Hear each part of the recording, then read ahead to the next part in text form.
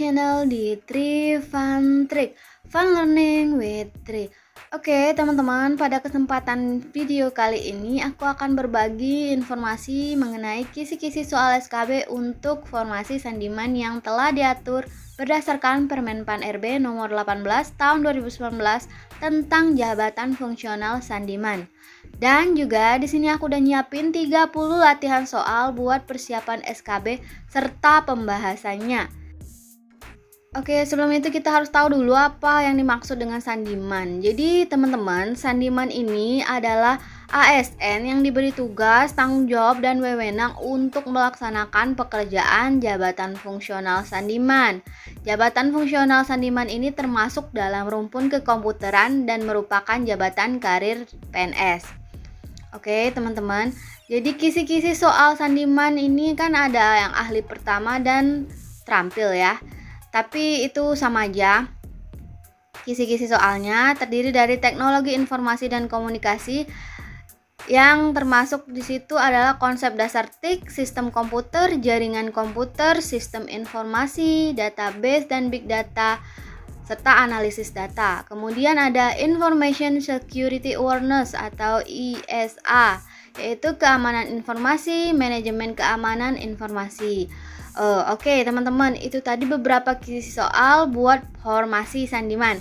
Nah, sekarang kita akan lanjut menjawab soal latihan sama-sama ya.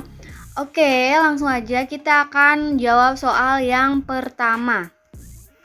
Program yang dibuat atau dirancang untuk mengendalikan dan mengatur kegiatan dari sistem komputer adalah A. Operating System, B. System Software, C. Utility System, atau D. Application Program. Jawabannya adalah B. System Software.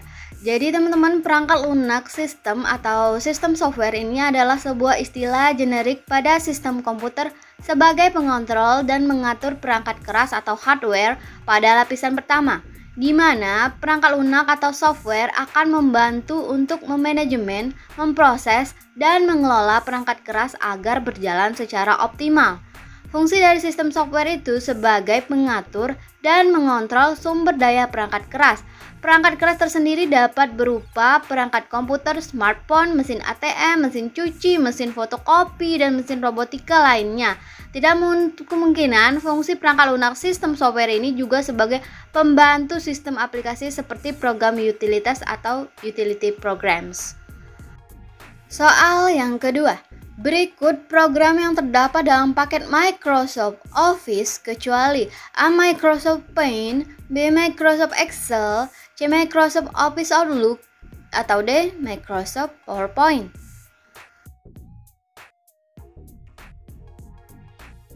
Jawaban yang bukan di sini adalah yang A. Microsoft Paint.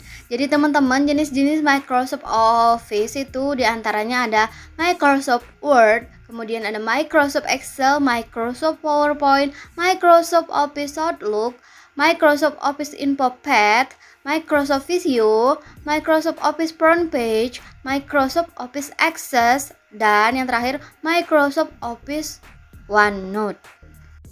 Lanjut ke soal nomor 3. Gambar-gambar kecil pada desktop dan digunakan sebagai jalan pintas untuk membuka file atau menjalankan aplikasi disebut dengan A. Folder, B. File, C. Taskbar, atau D. Icon.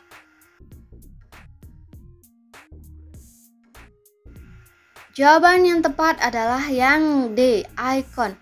Icon adalah tampilan berupa simbol atau gambar sebagai maskot dari suatu objek yang melambangkan fungsi objek itu sendiri. Pada dasarnya, icon mempermudah pengguna dalam melakukan suatu task atau mengakses objek tertentu. Icon pada komputer dapat mewakili file, objek, folder, aplikasi, drive, maupun objek lainnya. Simbol icon ini juga dapat berupa gambar ataupun tulisan seperti huruf atau angka saja. Secara default, pengguna dapat menemukan berbagai macam icon aplikasi bawaan komputer pada tampilan desktop dan tampilan setelah proses booting selesai. Soal yang keempat. Keyboard termasuk dalam kategori hardware, A. Input, B. Proses, C. Output, D. Pendukung. Jawabannya adalah yang A, input. Input device atau perangkat input atau masukan ini merupakan jenis perangkat keras komputer yang berfungsi untuk memasukkan data atau informasi dalam bentuk teks, gambar, video, dan audio ke komputer. Beberapa contoh hardware yang termasuk input device seperti keyboard, mousepad, mikrofon, webcam, joystick, dan lain sebagainya. Soal nomor 5. Suatu komponen semikonduktor yang di dalamnya terdapat puluhan, ratusan, ribuan, bahkan lebih komponen elektronik merupakan definisi dari sebuah rangkaian yang dinamakan A. Chipset, B. Konduktor, C. IC, atau D. Gerbang logika. Jawabannya adalah yang C, IC. Jadi teman-teman, integrated circuit atau disingkat dengan IC adalah komponen elektronika aktif yang terdiri dari gabungan ratusan, ribuan, bahkan jutaan transistor, dioda, resistor, dan kapasitor yang diintegrasikan menjadi suatu rangkaian elektronika dalam sebuah kemasan kecil. Tanpa adanya teknologi IC integrated circuit ini, mungkin saat ini kita tidak dapat menikmati peralatan elektronika portable seperti handphone, laptop, MP3 player, tablet PC, konsol game portable, kamera digital, dan peralatan elektronika yang bentuknya kecil yang dapat dibawa kepergian kemana-mana. Soal nomor 6. IC digital pada umumnya berfungsi sebagai berikut, kecuali A. Kalkulator, B. Memori, C. Gerbang logika, atau D. Kode.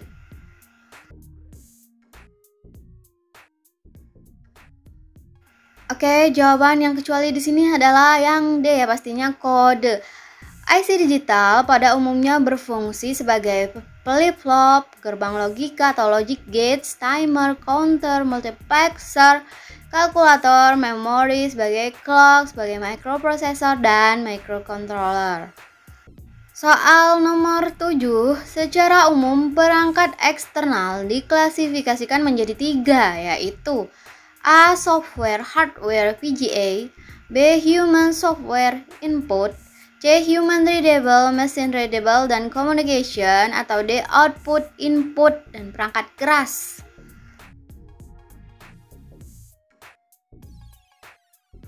Iya, jadi jawaban yang benar adalah pilihan C. Human readable, machine readable, dan communication. Secara umum, perangkat eksternal diklasifikasikan menjadi 3 kategori. Antara lain yang pertama itu human readable, yaitu perangkat yang berhubungan dengan manusia sebagai pengguna komputer, cocok untuk berkomunikasi dengan pengguna komputer. Contohnya monitor, keyboard, mouse, printer, joystick, dan disk drive. Kemudian yang kedua ada machine readable, yaitu perangkat yang berhubungan dengan peralatan, biasanya berupa modul sensor dan transducer untuk monitoring dan kontrol suatu peralatan atau sistem, cocok untuk berkomunikasi dengan peralatan. Yang ketiga ada communication, yaitu perangkat yang berhubungan dengan komunikasi jarak jauh, misalnya NIC dan modem. Soal yang ke-8. Pimpinan unit yang bertanggung jawab untuk keseluruhan proses berlangsungnya pekerjaan komputer yang merupakan pejabat eselon tertinggi di bidang IT adalah A. Data Processing Manager, B. Manajemen Kabel, C. Programmers, atau D. System Analyst. Oke, jawabannya adalah yang A, Data Processing Manager. Jadi sebutan untuk manajer yang bertanggung jawab terhadap seluruh kegiatan pengolahan data komputer ini disingkat dengan DPM atau manajer pengelola data, yaitu pimpinan unit yang bertanggung jawab atas keseluruhan proses berlangsungnya pekerjaan. Pejabat ini termasuk eselon tinggi. Lanjut ke soal yang ke-9. Bilangan biner adalah bilangan yang berbasis A. Bilangan yang berbasis 2 yaitu 1 dan 2, B. Bilangan yang berbasis 2 yaitu 0 dan 1, C. Bilangan yang berbasis 10 yaitu 0 sampai 9, atau D. Bilangan yang berbasis 8 yaitu 0 sampai 7. Iya, teman-teman udah pasti tahu jawabannya yang B ya, bilangan yang berbasis 2 yaitu 0 dan 1. Oke teman-teman, sistem bilangan biner ini adalah sebuah sistem penulisan angka digital di mana hanya menggunakan dua simbol, yaitu 0 dan 1. Sistem bilangan ini merupakan salah satu dari 4 sistem bilangan yang digunakan komputer, di mana 1 byte bilangan biner bernilai 8 bit. Bilangan biner juga diartikan sebagai sebuah bilangan yang menggunakan dua radix atau basis, yaitu 0 dan 1. Lanjut ke soal nomor 10. Tujuan pokok dari sistem komputer adalah A. Pengolah performa, B. Mengeluarkan data, C. Mengolah data untuk menghasilkan informasi, atau D. Memberikan informasi.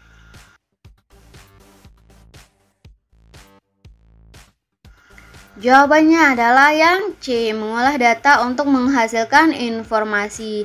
Jadi teman-teman, tujuan pokok dari sistem komputer ini adalah mengolah data untuk menghasilkan informasi, sehingga perlu didukung oleh elemen-elemen yang terdiri dari perangkat keras atau hardware, perangkat lunak, software, dan brainware.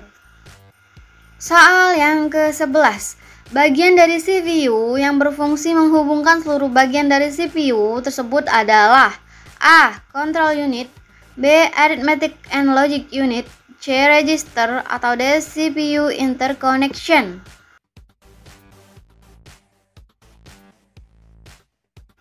Iya, jadi jawabannya adalah yang D. CPU Interconnection. Jadi teman-teman, CPU interconnection ini adalah sistem komunikasi dan bus yang menghubungkan komponen internal CPU, yaitu ALU, unit kontrol, dan register-register, dan juga dengan bus eksternal CPU yang menghubungkan dengan sistem lainnya seperti memori utama, piranti, masukan, atau keluaran. Soal nomor 12. Memproses semua grafis yang akan ditampilkan pada layar komputer dan mampu untuk menerjemahkan sebuah output dari sebuah komputer ke monitor adalah sebuah fungsi dari A. CPU, B. VGA, C. Printer, atau D. Monitor. Ya, tepat sekali, jawaban yang benar adalah yang B. VGA. Jadi teman-teman, VGA ini adalah singkatan dari Video Graphic Array, yang merupakan sebuah hardware yang memiliki peran dalam pemrosesan informasi grafis pada komputer, laptop, atau PC yang nantinya akan ditampilkan ke layar. Dengan penggunaan perangkat keras ini, maka kalian akan mendapatkan kualitas tampilan yang lebih baik dan tajam, karena hardware ini berhubungan erat dengan grafis. Sederhananya, kartu VGA ini berfungsi untuk menerjemahkan output dari PC dan gadget lainnya ke monitor. Oke, lanjut ke soal nomor 13.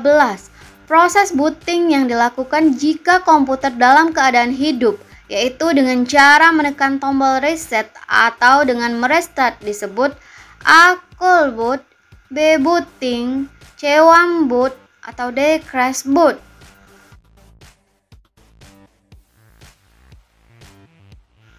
Oke, jawabannya adalah yang C ya, warm boot. Teman-teman, warm booting ini adalah proses booting komputer yang terjadi saat komputer dalam keadaan hidup atau menyala, yaitu juga dikenal sebagai nama soft booting. Booting jenis ini umumnya bisa dilakukan dengan beberapa cara, antara lain yang pertama, menjalankan perintah restart pada sistem operasi, kemudian yang kedua, menekan kombinasi tombol kontrol Alt-Del pada saat booting sebelum masuk ke dalam sistem operasi, tapi bisa juga dilakukan di dalam sistem operasi. Kemudian yang ketiga itu menekan tombol reset pada casing komputer. Warm booting ini umumnya dilakukan apabila kita baru saja menginstal driver atau program ke dalam sistem operasi yang terkadang memerlukan pemuatan ulang dari konfigurasi perangkat. Soal nomor 14. Perangkat yang berfungsi mengatur pemilihan jalur terbaik untuk dilewati paket data dikenal sebagai A. Switch, B. Router, C. Web server, atau D. Proxy server. Jawaban yang benar adalah yang B, router. Jadi teman-teman, router ini adalah perangkat keras yang dipakai untuk menghubungkan beberapa jaringan, baik itu jaringan yang sama atau juga jaringan yang berbeda. Cara kerja router ini adalah menghubungkan perangkat-perangkat yang berada di dalam jaringan dengan meneruskan paket data di antara mereka. Data ini dapat dikirim dari perangkat satu ke perangkat lainnya atau dari perangkat ke internet. Router ini dapat melakukan hal tersebut dengan menetapkan alamat IP lokal untuk masing-masing perangkat yang berada di dalam jaringan. Ini berfungsi untuk memastikan bahwa paket data berakhir di tempat yang tepat dan tidak tersesat di dalam jaringan. Lanjut ke soal nomor 15, antarmuka atau interface yang bertugas menerjemahkan satuan informasi terkecil di layar fisik adalah A. RJ45, B. NIC atau LAN card, C. USB atau D. Firewire. Iya, jawaban yang paling tepat adalah yang B ya, NIC atau LAN card. Jadi teman-teman, NIC atau Network Interface Card atau lebih akrab lagi dipanggil sebagai LAN card ini merupakan perangkat keras jaringan yang berbentuk seperti kartu, di mana fungsi utamanya adalah menghubungkan dua atau lebih komputer atau perangkat komputer guna melakukan pertukaran data. Soal nomor 16, satuan informasi terkecil yang dikenal dalam komunikasi data adalah A. Label, B. Paket, C. Bit atau D. Byte.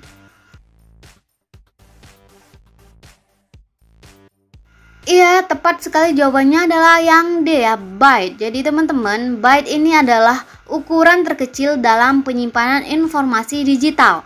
1 byte setidaknya dapat menyimpan 1 huruf atau simbol. Jadi sebenarnya byte itu adalah blok. Dalam 1 blok byte terdapat 8 bit.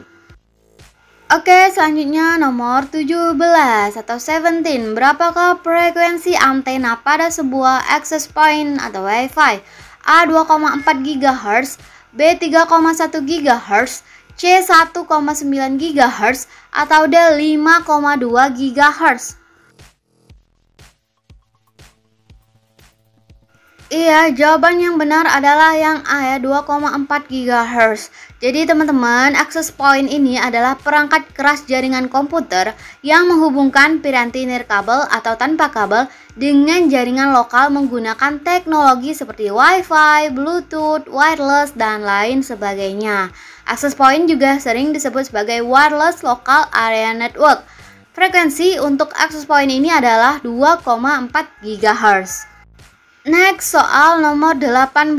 Jumlah data yang dapat ditransfer melalui jaringan dalam jangka waktu tertentu disebut A. Cookies, B. Dial-up, C. Chatting, atau D. Bandwidth. Jawaban yang benar adalah yang D ya, bandwidth. Jadi teman-teman, bandwidth ini adalah maksimal besar transfer yang dapat dilakukan pada satu waktu dalam pertukaran data.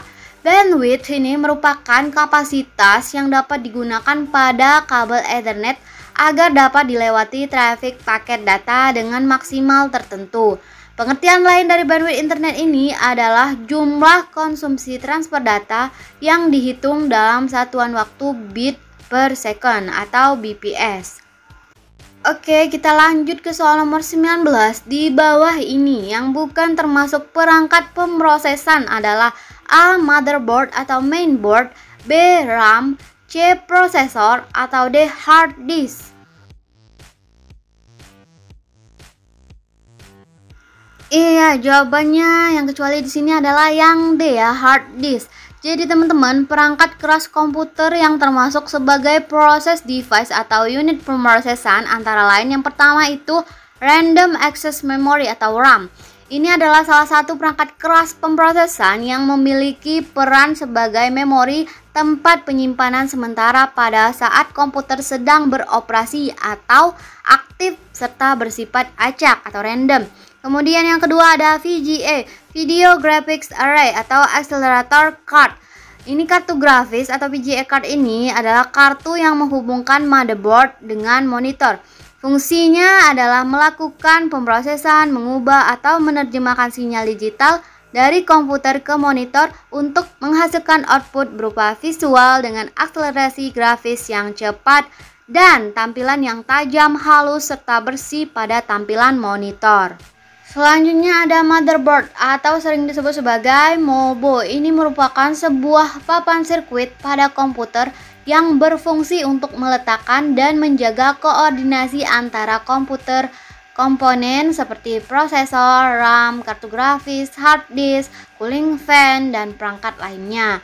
Motherboard ini fungsinya menghubungkan seluruh komponen penyusun sebuah komputer. Kemudian itu power supply, ini adalah perangkat yang menyediakan arus listrik untuk berbagai perangkat yang terhubung dengannya.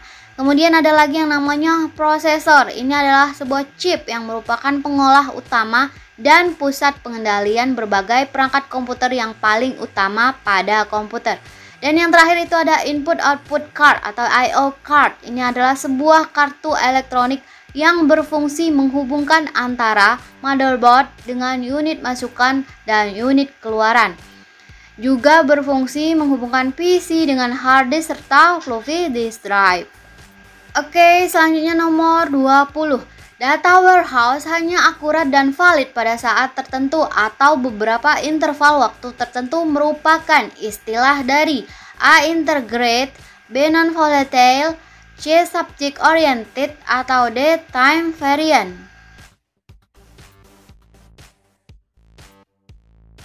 Iya, jawaban yang paling tepat adalah yang D ya, time variant. Jadi teman-teman, time variant ini menyatakan bahwa setiap unit yang berada di dalam data warehouse adalah akurat pada waktu tertentu. Time variant system adalah sistem yang mempunyai karakteristik yang berubah terhadap waktu. Soal nomor 21. Urutan yang benar siklus dasar pengolahan data adalah A. Input model output, B. Input informasi output, C. Model input output informasi, atau D. Input processing output. Iya, jawaban yang benar adalah yang D. Input processing output. Jadi teman-teman, suatu proses pengolahan data itu terdiri dari 3 tahapan dasar yang disebut dengan siklus pengolahan data atau data processing cycle, yaitu input, processing, dan output.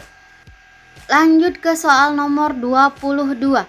Kriptografi menurut Steiner tahun 1996 adalah A. Teknik untuk menjaga keaslian data, B. Metode untuk menjaga pesan rahasia, C. Ilmu dan seni untuk menjaga keamanan pesan, atau D. Metode untuk enkripsi dan dekripsi.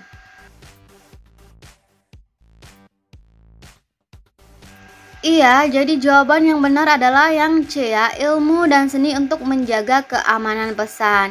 Jadi teman-teman, menurut Bruce Steiner tahun 1996, cryptography is the art and science of keeping message secure. Artinya, kriptografi adalah ilmu dan seni untuk menjaga keamanan pesan. Next, soal nomor 23. Kriptografi berasal dari kata kriptos yang berarti A. Menulis, B. Menyimpan data, C. Rahasia, atau D. Informasi. Iya teman-teman, jadi jawabannya adalah yang C ya, rahasia. Kriptografi atau cryptography ini berasal dari bahasa Yunani yaitu kriptos yang artinya secret atau rahasia, sedangkan graphien artinya writing, tulisan. Soal yang ke-24. Steganografi kata dasarnya adalah A. Tulisan tersembunyi, B. Tulisan sandi, C. Tulisan kripto, atau D. Tulisan rahasia.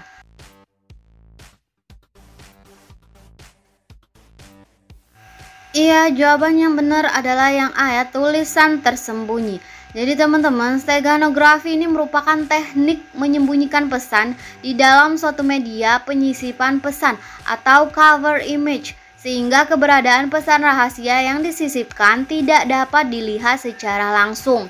Steganografi ini berasal dari 2 kata Yunani yaitu steganos yang berarti tersembunyi dan graphien yang berarti menulis.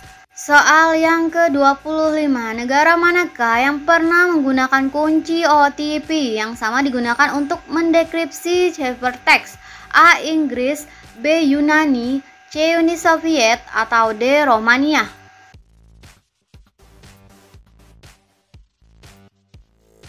Jawabannya adalah yang C, Uni Soviet. Jadi teman-teman, dalam kriptografi teks tersandi atau ciphertext adalah teks hasil dari sebuah enkripsi. Negara yang pernah menggunakan kunci OTP yang sama digunakan untuk mendekripsi ciphertext ini adalah Uni Soviet.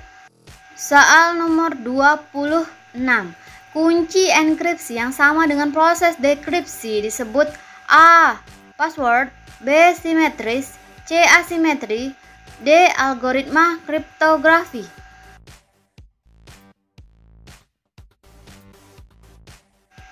Jawaban yang benar adalah yang B. simetris. Algoritma enkripsi yang menggunakan kunci yang sama untuk enkripsi dan dekripsi disebut algoritma kunci simetris. Selanjutnya beralih ke soal nomor 27. Mesin enkripsi yang digunakan pada Perang Dunia Kedua oleh pemerintahan Nazi adalah A. Enigma, B. pita magnetik, C. transposition, atau D. Skytel.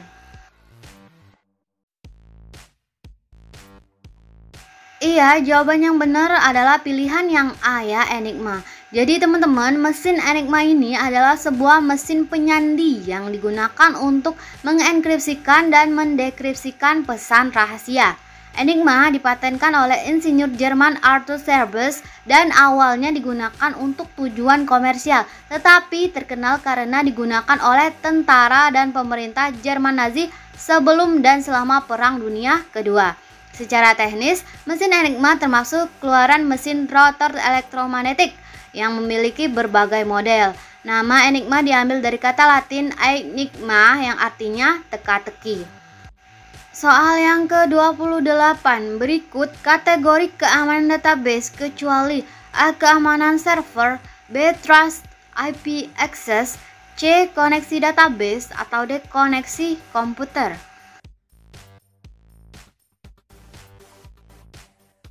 Oke, jawaban yang kecuali di sini adalah yang D ya, koneksi komputer. Jadi teman-teman, secara garis besar keamanan database ini dikategorikan yang pertama keamanan server, yaitu perlindungan server suatu proses pembatasan akses yang sebenarnya pada database dalam server itu sendiri. Kemudian trust IP access. Setiap server harus dapat mengkonfigurasikan alamat IP yang diperbolehkan mengakses dirinya. Jadi kalian itu tidak boleh mengizinkan semua orang untuk mengakses server. Trust IP access merupakan server database terbatas yang hanya akan memberi respon pada IP yang dikenali saja. Kemudian koneksi database. Jika ingin mengizinkan pemakai dapat mengubah database melalui web page, pastikan memvalidasi semua masukan untuk memastikan bahwa inputan benar, terjamin, dan aman. Jadi sebagai contoh, pastikan untuk menghilangkan semua kode SQL agar tidak dapat dimasukkan oleh user. Jika kalian ini seorang admin yang membutuhkan koneksi ODBC, pastikan koneksi yang digunakan itu unik. Kemudian ada yang namanya control access table. Ini adalah salah satu bentuk keamanan database yang sering diabaikan karena cukup sulit penerapannya. Penggunaan kontrol access table yang benar dibutuhkan kolaborasi antara sistem administrator dengan pengembang database. Hal inilah yang sulit dilakukan. Pemberian izin user untuk mengakses informasi dapat membuat informasi terbuka kepada publik. Selanjutnya soal nomor 29. Proses periodik untuk membuat duplikat dari database dan melakukan logging file ke media penyimpanan eksternal adalah A. backup, B. recovery, C. copy, atau D. duplikasi. Jawabannya adalah yang A. backup. Jadi teman-teman, untuk mencegah kejadian yang tidak diinginkan dan dapat merugikan organisasi dalam menangani keamanan database, maka solusi yang dapat diberikan adalah metode backup dan recovery. Backup adalah proses periodik untuk membuat duplikat dari database dan melakukan logging file ke media penyimpanan eksternal. Sehingga dengan melakukan backup, kita memiliki cadangan database jika sewaktu-waktu database utama mengalami sebuah permasalahan. Oke, soal yang terakhir nomor 30. Perangkat lunak atau tools yang digunakan dalam big data adalah A. Firebird, B. MariaDB, C. Hadoop, atau D. Oracle.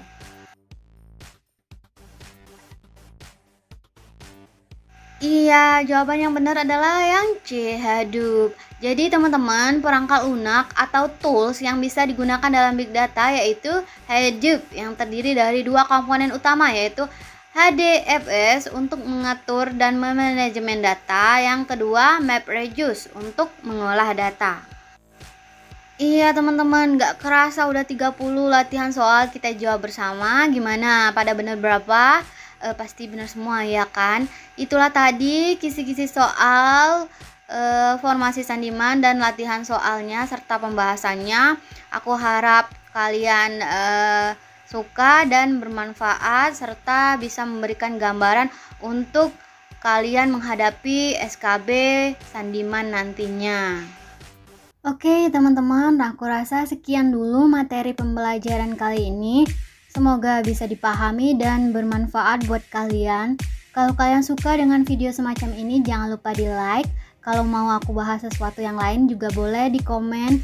Dan jangan lupa di subscribe kalau kalian gak mau ketinggalan video pembelajaran lainnya. Oke teman-teman, akhir kata, thanks for watching dan sampai jumpa di video aku selanjutnya.